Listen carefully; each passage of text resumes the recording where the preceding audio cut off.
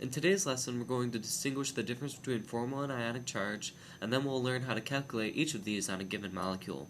And by the end of the lesson, you'll have a better understanding of the cartoon to the right of me. The difference between ionic and formal charge is simple.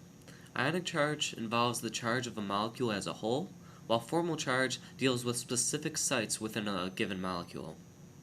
The relationship between these two is that by adding up the total sum of all of the formal charges on a molecule, we'll be able to calculate the ionic charge for that molecule as a whole. In order to calculate the formal charge of individual atoms within a molecule, we must first distinguish between the electrons that make up an individual atom's octet between the electrons that formally belong to an atom.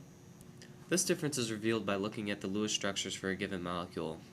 While both electrons from an unshared pair are localized on an individual atom, thus both formally belong to an atom, bonding electrons are shared between two atoms, so we'll only consider one electron of that bonding pair to formally belong to an individual atom. Take, for instance, chloromethane. The carbon atom in chloromethane has four single sigma bonds surrounding it, each of which is made up of a bonding pair of electrons.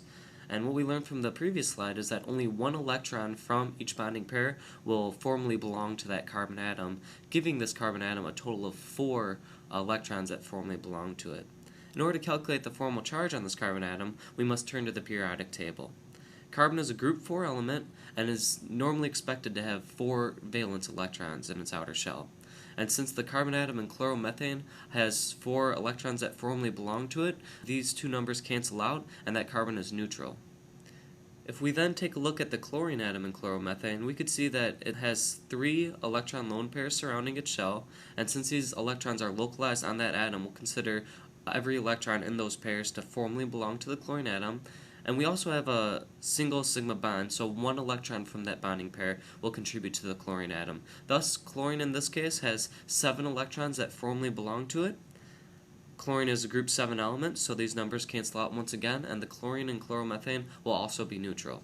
A good summary of the thought process that's involved in calculating the formal charge on atoms is we'll count every lone pair we see surrounding an atom as 2, and count every bond surrounding an atom as 1.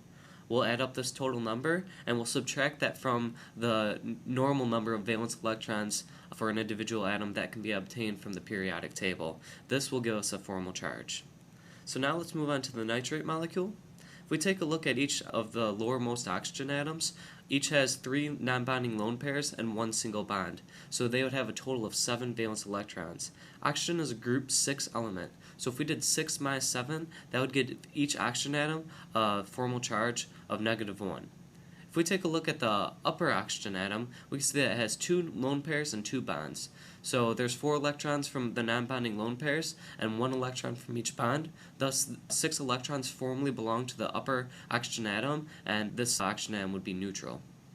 Finally, if we take a look at the nitrogen atom, there are 4 bonds surrounding it, each of which contribute 1 electron to formally belong to that nitrogen atom. Nitrogen is a group 5 element, so if we do 5 minus 4, that would give the nitrogen a charge of +1. So remember, the ionic charge is the sum of all the formal charges within a molecule, so this nitrate molecule would have ionic charge of -1. As a final note, while it is a common occurrence in inorganic chemistry to encounter ions that have a charge of greater than 1, this is a very rare occurrence in organic chemistry and something we will not encounter in this course. Take, for example, the carbon atom pictured here. If we count the total electrons that formally belong to this carbon atom, we have 2 lone pairs and 2 single bonds, thus giving this carbon atom a total of 6 electrons that formally belong to it. Carbon is a group 4 element, so the charge on this carbon atom would be -2. And this is an example of a situation that we will never see in this course, nor will we ever see an atom that has a formal charge of +2. Now that you understand both formal and ionic charge, implied hydrogens and electron lone pairs may no longer be given to you. Take, for example, 2-imidazolene. We've already learned that in an organic structure, carbon atoms are not explicitly drawn. Rather, they're represented by each vertex within that molecule. And based off of the lessons that we learned today, in order to remain neutral, a carbon atom must have 4 bonds associated with it. Thus, since each carbon atom within 2-imidazolene is indicated to be neutral, we can predict how many carbon-hydrogen bonds are missing from each carbon atom. Take, for example, the carbon atoms on the left. each has two bonds associated with it and is indicated as neutral. So each would be missing two carbon to hydrogen bonds, which would thus give these carbon atoms a neutral charge.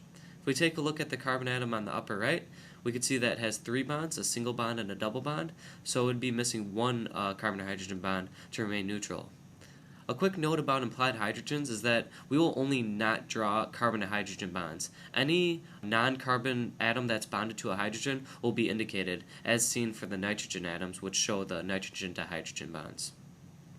Now, if we consider the location of any electron lone pairs within 2-imidazolene, let's first look at the uppermost nitrogen atom. Notice that it's neutral, and in order to be neutral, we need to have 5 electrons that formally belong to that nitrogen atom.